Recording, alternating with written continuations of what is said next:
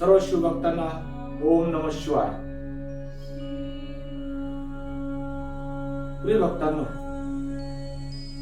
आज आपण या ठिकाणी महाशिवरात्री व्रत कसे करावे, ते व्रत करण्याचे फायदे काय, त्या व्रतापासून आपल्याला काय फलश्रुती प्राप्त होणार आहे याची माहिती आपण या ठिकाणी घेणार आहोत.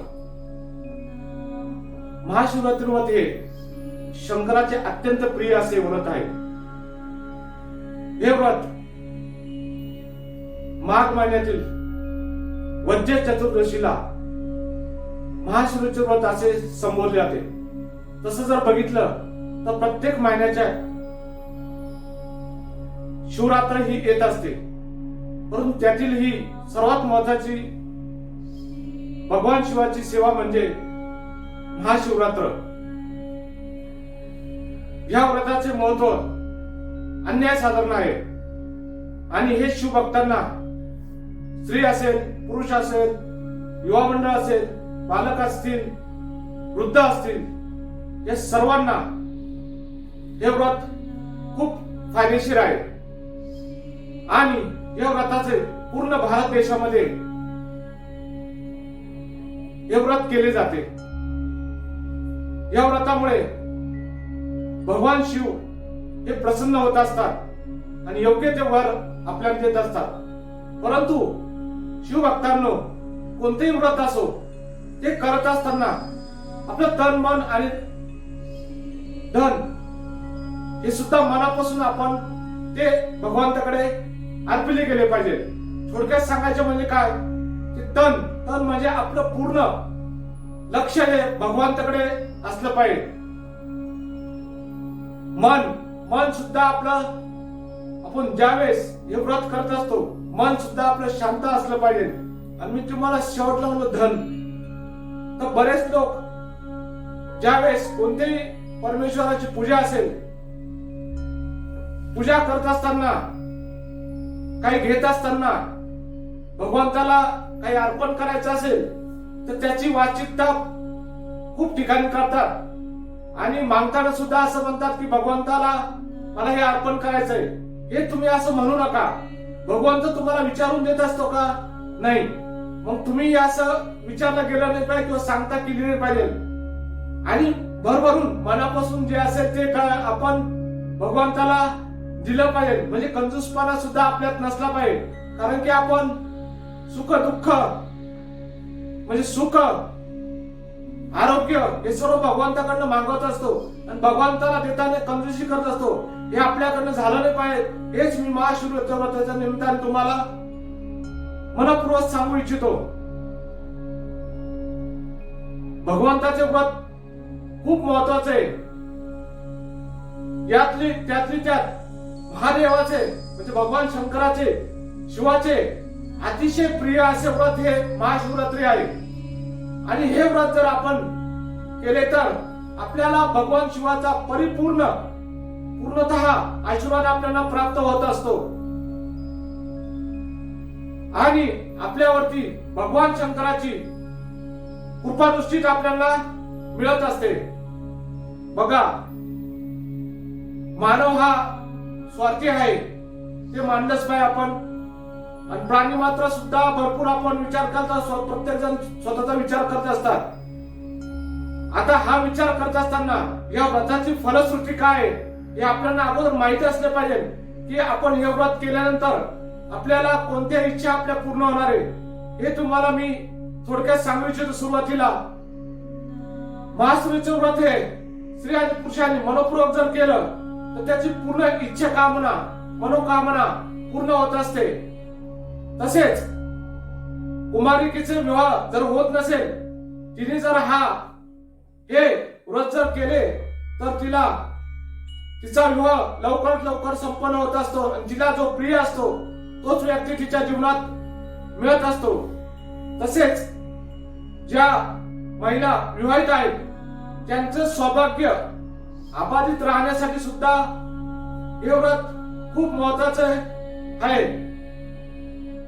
गृह सौख्य प्राप्त होण्यासाठी सुद्धा या व्रताचा खूप मोठा फायदा आपल्या जीवनात होऊ शकतो.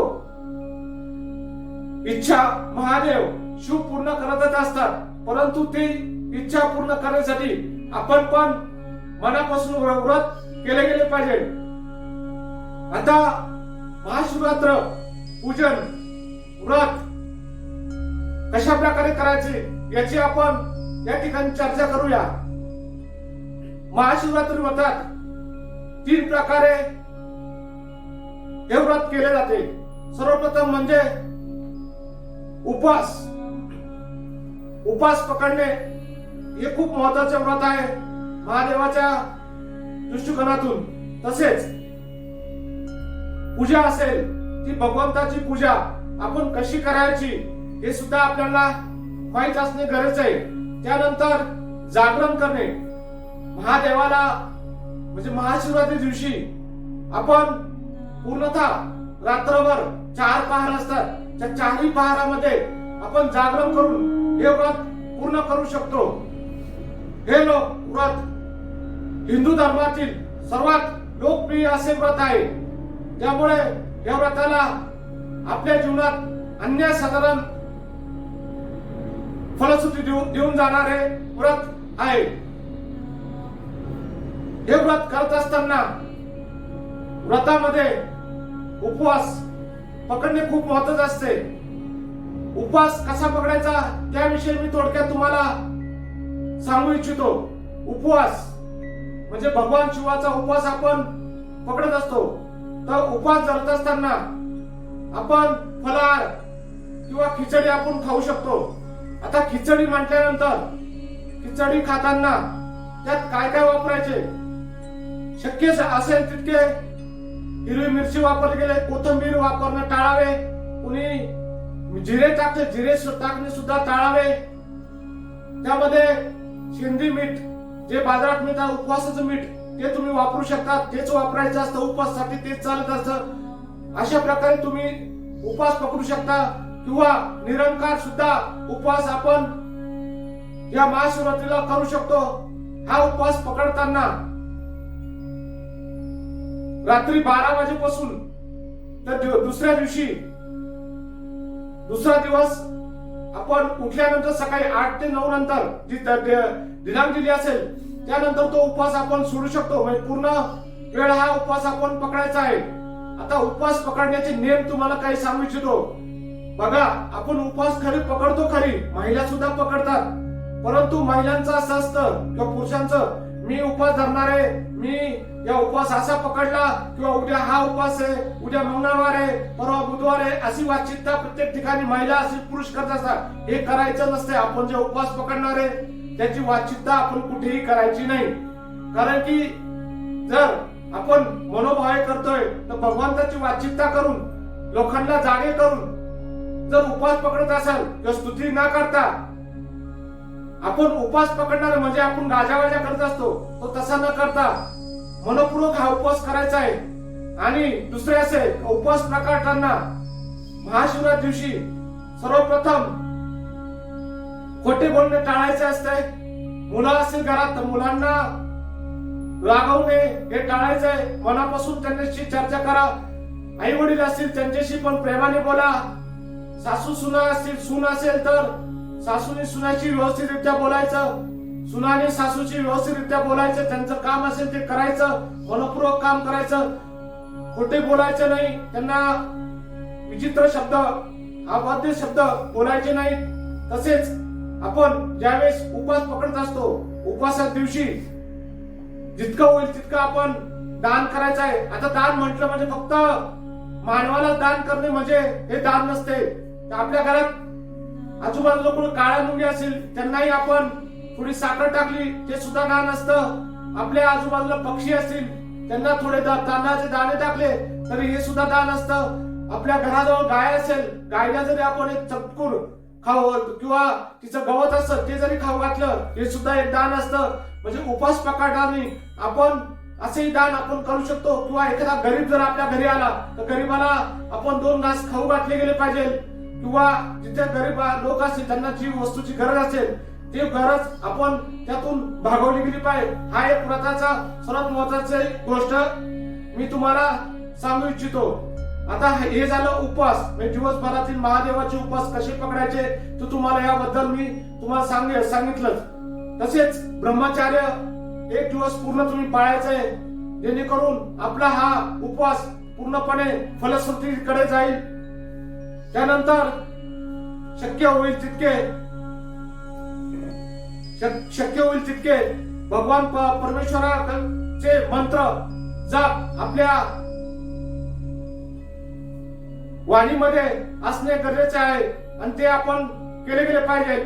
आणि दुसरं असं की बघा, जर आपल्याला उपवास असला आणि उपवास दिवशी जर आपण किती विचार केला तरी भगवंताचं नाव, जर आपलं पोट रिकामं जर असेल तर आपलं लक्ष पोटाकडे जाणार, परंतु ते लक्ष आपलं भगवंताकडे गेलं पाहिजे. तर मी ते हे सांगेल, जर आपल्या मनापासून जर आपल्याकडून उपवास होत नसेल तर करू नका, परंतु देवाचं नामस्मरण आपल्या मनामध्ये कसं राहील ते आपण मनापासून त्याचा विचार करावा. ओम नमः शिवाय हे मंत्र तुम्ही सतत तुमच्या मनामध्ये त्याचे उच्चार चालू असू द्या, जेणेकरून तो भगवंत आपल्याला लवकरात लवकर पावन होईल. त्यानंतर हे झाले आपला उपवास पकडण्याचे फायदे आणि उपवास पकडणे कसे पकडायचे त्याची माहिती. आता पूजाविधी, भरपूर महिला असतील पुरुष असतील, ही पूजाविधी कशी करायची हे माहित असणं खूप गरजेचं असतं. भगवंत तर ओम नमः शिवाय म्हटलं तरी पावणार, तुम्ही मंदिरात नाही गेले तरी भगवंत पावणार, तुम्ही गरीबाला एखादं थोडं दान दिलं तरी भगवंत पावणार. पण ते जे बी कार्य करणार ते मनापासून केलं गेलं पाहिजे. पूजाविधी असेल ती मनापासून केली गेली पाहिजे. थोडी पण मनपूर्वक करा, मनी नाही भाव आणि देवा मला पाव असं न करता मनापासून जी असेल ती पूजा आपण केली गेली पाहिजे. आता पूजा कशी करायची मी थोडक्यात सांगतो. सर्वप्रथम सकाळी उठल्यानंतर स्नान करायचं, पूर्ण शुद्ध होऊन घ्यायचं. शक्य होत असेल तर गोमूत्र, जर आपल्या गायीचं गोमूत्र जर घरात असेल त्याचे 2 थेंब जरी आपल्या पाण्यामध्ये टाकले तर त्याचं स्नान आपण करू शकतो. नसेल तरी चालेल, पण शुद्ध होऊन घ्यायचं. शुद्ध झाल्यानंतर आपण स्वच्छ असे कपडे घालायचे, फाटलेले कपडे घालू नका. भगवंताने आपल्याला खूप दिलेलं आहे, त्यामुळे आपण जितकं शक्य असेल तितकं चांगले नीटनेटके आणि पूर्ण अंगभर असे कपडे घालायचे. हे कपडे घातल्यानंतर पूर्णतः देवाची पूजा करायची. घरात जर देवरा असेल तर भगवान, घरातील जे देवदेवता असतील, आपल्या आराध्य देवता असतील त्यांची पूजा करून घ्यायची, त्यांना स्नान घालायचं, त्यांचा अभिषेक करायचा. त्यानंतर आपण पुढील पूजा करू शकतो. देवतांना आपण अभिषेक करत असतो किंवा भगवान शंकराला अभिषेक करत असतो. ही जी पुढील जी माहिती आहे ती तुम्हाला मी माझ्या मनाची न सांगता शिव महापुराण कथेतील ही माहिती असून याचा शब्द त्यात लिहिलेला आहे. ज्यावेळेस आपण भगवान शंकराला किंवा देवतांना अभिषेक करत असतो, तो अभिषेकाचा फायदा आपल्याला आत्मशुद्धीसाठी होत असतो. आपण भगवंताच्या डोक्याला गंध अर्पण करत असतो. गंध अर्पण केल्यामुळे आपल्याला पूर्णतः पुण्य प्राप्त होत असते. भगवंताला धूप अर्पण केल्याने आपणास धन प्राप्त होत असते. भगवंताला दिव्याने ओवाळल्याने ज्ञान प्राप्त होत असते. आणि भगवान शिवाला नैवेद्य अर्पण केल्याने आपले आयुष्य वाढत असते. दुसरे असे की भगवंताला पूर्ण नैवेद्य दिल्यानंतर, तो नैवेद्यानंतर ज्यावेळेस आपण तांबूल समर्पित करत असतो त्यावेळेस, म्हणजे पानाच्या विडा ज्यावेळेस भगवंताला देत असतो, वाहत असतो, त्यामुळे उत्तम भोग प्राप्त आपल्याला होत असते. म्हणजे मनापासून जी पूजा आपण करू त्याचे प्रत्येक गोष्टीचा आपल्याला धूप असेल, अगरबत्ती असेल किंवा अभिषेक असेल, त्याचा फायदा आपल्याला या भगवंताच्या पूजेतून प्राप्त होत असतो. त्यामुळे अशा प्रकारे आपण पूजा आपण करू शकतो. दुसरे असे की मंदिरात गेल्यानंतर आपण पूजा कशी करावी याबद्दल मी तुम्हाला सांगू इच्छितो. महादेवाच्या मंदिरात गेल्यानंतर त्या ठिकाणची जी फुलं असतील, काही पडलेले असतील, ते फुलं आधी उचलून घ्यायचे. उचलून घेतल्यानंतर शुद्ध पाण्याने भगवान शिवाचा अभिषेक करायचा. अभिषेक करत असताना मी तुम्हाला सुरुवातीला सांगितलं, अभिषेक केल्याने आपली आत्मशुद्धी होत असते. अभिषेक केल्यामुळे आपल्याला ते शुद्ध पिंड शुद्ध होऊन जात असते. त्यामुळे पिंडीचा पूर्ण भाग स्वच्छ करून त्यानंतर आपण त्या ठिकाणी फुलं असतील, फुलं व्हायचे आहेत, गंध अर्पण करायचा आहे, म्हणजे भस्म लावायचं आहे. भगवंतालाही भस्म लावायचे. त्यानंतर आपल्या स्वतःलाही ते भस्म आपण स्वतः लावून घ्यायचे. आणि त्यानंतर भगवंताला आवडते जो मंत्र आहे तो आपण जपायचा आहे. ओम नमः शिवाय. मी मंत्र कसा जपायचा त्याबद्दल तुम्हाला थोडक्यात सांगतो. सुरुवातीला डोळे बंद करायचे. डोळे बंद करून सरळ बसायचं आणि श्वास पूर्ण घ्यायचा.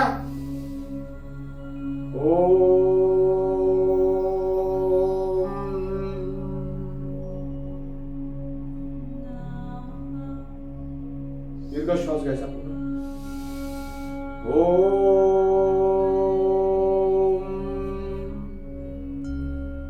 पुन्हा दीर्घ श्वास घ्यायचा.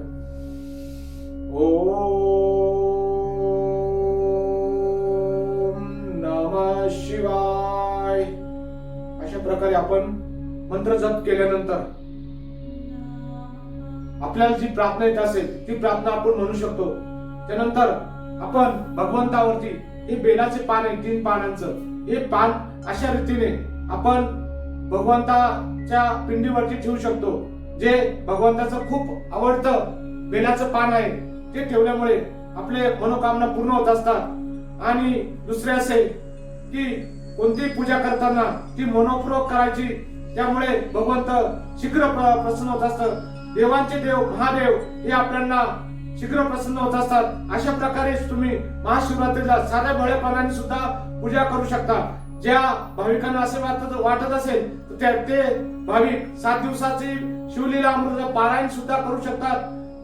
त्यानंतर नसेल जमत 1 दिवसाचं पूर्ण महाशिवरात्री दिवशी पूर्ण दिवसभर किंवा रात्रभरात ते शिवलीला अमृताचं पारायण पूर्ण करू शकतात.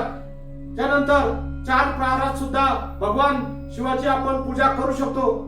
तो व्हिडिओ आपण पुढील व्हिडिओमध्ये तो बघू शकतो. सर्वांना ओम नमः शिवाय. भगवान शिवशंकराच्या इच्छापूर्ती शिव मंदिर ललित रोड बघूर या ठिकाणी मंदिरात मी भगवंताच्या चरणी अशी प्रार्थना करतो, तुम्ही केलेले व्रत पूर्णतः तुम्हाला फलदायी ठरो. हीच भगवंताच्या चरणी प्रार्थना. ओम नमः शिवाय.